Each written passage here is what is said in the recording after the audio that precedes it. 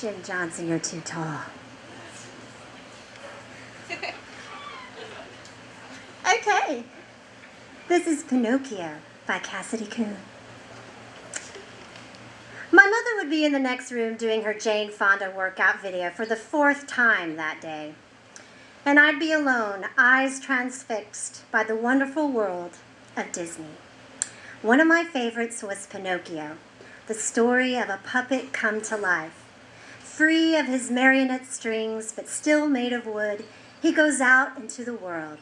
Despite his good intentions, he winds up on Pleasure Island, eating ice cream and thriving in mayhem, unaware that his rapacious existence will transform him into a donkey. I watched Pinocchio a lot. The year was 1987, and I remember it in Technicolor. Mauve was the color of my mother's aerobics outfit. The carpet was a gentle gray. The television was black with that warm brown faux wood for siding. We used VHS back then, before DVDs, and I would hit fast forward between the key points in the story, causing the tape to whiz and whir. My memory is sort of the same way. I can hit stop and jump ahead to see what's become of that little girl sitting in the glow of the television set. Stop. Fast forward. Screech. Play. Here I am now wearing a sundress on my way to school.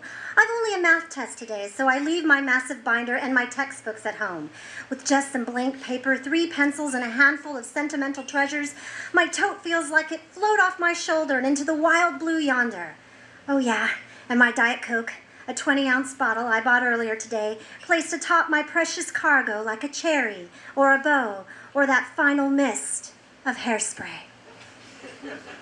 Pause. I'm a woman. On paper, but it's easy to feel like a puppet when you're a slave to a dead-end job that hardly affords a doctor's visit, let alone support a family. I don't have children because in many ways, I'm still a child. I'm still learning how to take care of myself. Rewind. I've been to Pleasure Island, and I've had my ice cream and mischief. I looked in the mirror and saw myself becoming a jackass. Stop. Like Pinocchio, I want to be whole. I want to be a real girl, and I have this wild notion that an education will help complete me. Fast forward. I want to be the puppet master. Pinocchio got his wish because he was brave, truthful, and unselfish. I want to be all of those things too. I want to take care of myself. I want to jump up and say, I've got no strings on me. That's why I'm 29 years old and trekking up to school. Play. I feel my tote, my trusty tote, brush my thigh as it jovially swings to and fro, propelled by my step, grazing just below the hemline of my sundress with each pass. It's soft, comforting, and as tender as anything on sale at the Gap can be. My companion, my sidekick, my partner in crime, and my endless vessel, the touch of my school tote, is that of a dear friend cheering me on.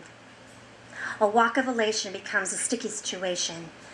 As down comes the cold, brown, carbonated stream, then everything is wet, wetter than wet, worse than wetter than wet, and suddenly miserable.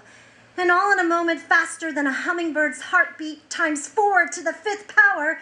My belongings are strewn everywhere. Across the sidewalk and into the street, my pencils lay lame in the gutter, dead on the battlefield like fallen soldiers, victims in a surprise attack. I didn't know there was a war.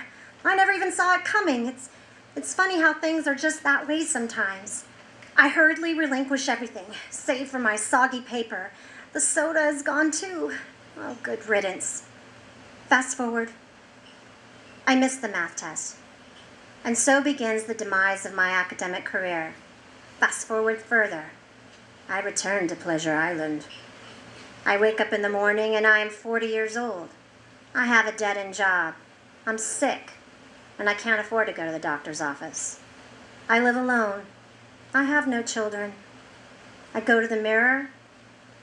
I am a jackass. Stop. It doesn't have to be that way. Rewind. So I'm here in the street again, thinking to myself, geez, this just sucks. But I know where the story goes if I accept defeat and trudge home. Pause. I wince. Sometimes life is a movie that's hard to watch, and I'd rather keep my eyes closed. Then again, monsters are never as scary as the shadows they cast on the inside of your eyelids. Play. I open my eyes and see myself. A shell of a schoolgirl put through the ringer, hung out to dry, rode hard and put away wet. Excuse me, I mean sticky and wet. If I were Pinocchio, this would be the time to cue the song, Give a Little Whistle. Thank goodness I'm not Pinocchio, though, because I don't know how to whistle. Well, that's no excuse. I'm just as much as the Blue Fairy as I am Pinocchio when it comes to making my dreams come true. Stop. I've heard that time is a fickle thing, vacillating wildly between friend and foe. But I think we have more control over it than we know. I can stop, go back, and then forward again, just like watching Pinocchio.